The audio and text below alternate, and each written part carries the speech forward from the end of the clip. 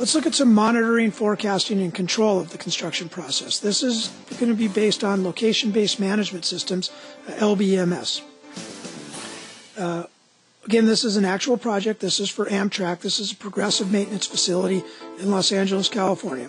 And we're going to show you how we can take the model information, move it into our scheduling process, and control and forecast the building. We'll go ahead and start off with a little fly-through. And this is a 910-foot long structure.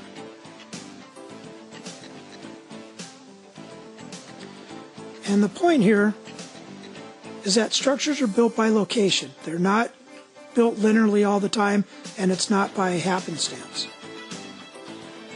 So we'll do a little simulation for you. And you can see here, the yellow is the working progress. And we have two different drill rigs putting in these friction piles. You can see there's two different crews putting in the concrete work in the deep pits. We've got the grade beam starting to work out to both ends.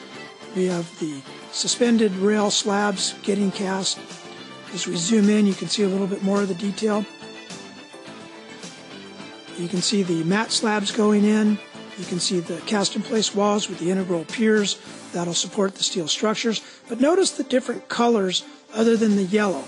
These are all separate locations that very specific tasks need to be performed, and in a specific sequence in order for us to complete the project on time and predictably, so that we can control and reduce risk in missing the schedule or having interruptions.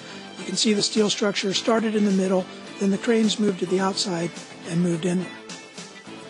So there must be more than a plan. You must be able to monitor, forecast, and control. It must come from your BIM, and it must optimize your resources. Now, everybody's seen a Gantt chart, whether you're using P3 or P6 or Microsoft Project or any of the other scheduling tools that produce Gantt charts. And, we can summarize them, we can increase the level of detail. To some extent, we can organize them by location, but it's still managing by exception, and it's limited to very difficult views. You can see here as we drill down on the detail, you can't see everything on one page. I'm sure you've all experienced this. And as we continue to drill down and we have working on top of it, although we can see the critical path and the logic lines, it becomes very, very difficult to be able to understand the schedule.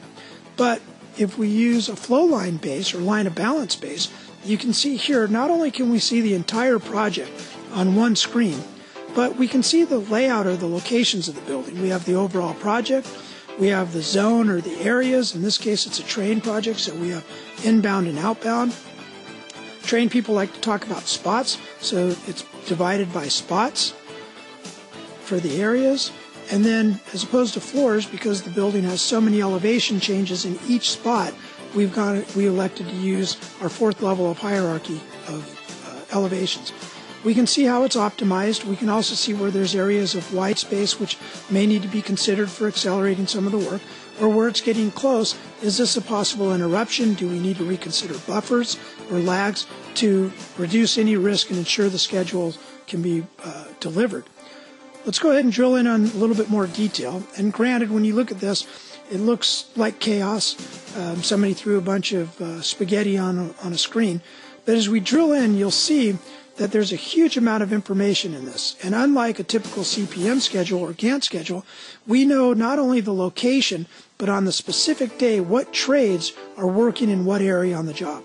Now here we see what could be a conflict or an interruption, but when we look at it closer, we see that it's forming walls and the rebar for walls. We made a conscious decision to model them as two items instead of three, which would have been first side, rebar, and then close. So let's go ahead and see how we got this information. This information comes from our target bill of quantities.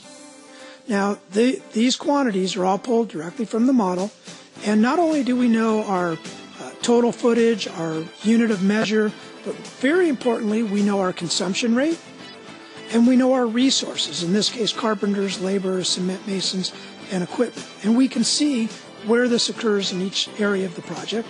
And as you can see in the picture in the right-hand corner, you can see the amount of elevation control in this building.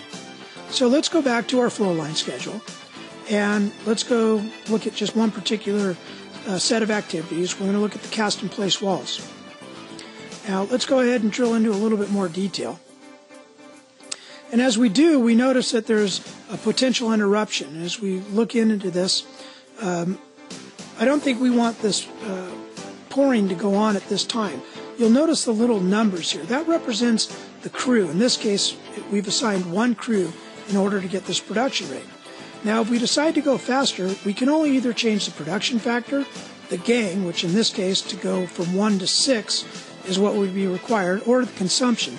Now, it's kind of hard to imagine that we can increase the consumption from what we figured one crew could do to about 6 times that amount in order to get the work to be completed from 6 days to 2.5 days. So the odds are we'll go back and add more crews to this as opposed to just changing the consumption rate.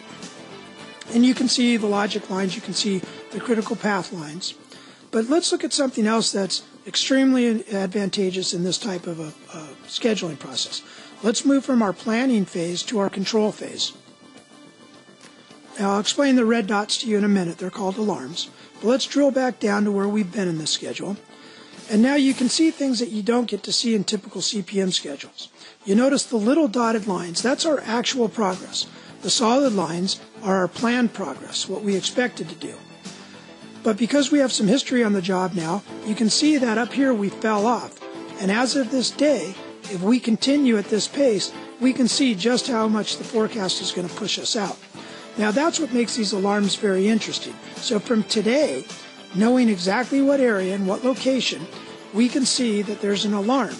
And these alarms, if you notice, are 1, 2, 3, 4, 5, almost 6 full weeks in advance. We're being notified that because of our predecessor's late start, we have a problem. Now we go back and research it. We find that the drill rig broke, or one of them did, and that's what the problem is. Now we can do a few things. We can go ahead and go in and we can edit the control plan. Mind you, this is different than a planning mode or a detailed task. And we can do one of 4 things. We can either change consumption, or we can change the crew size, or we can either make some work go faster or some work go slower to optimize. But again, as we drill back out, you can see we can see the entire project, both actual, plan, and forecast, all on one page. So it's important to understand that your BIM needs to drive quantity and resources. Using a location-based schedule with 5-layered logic makes it predictable and controllable.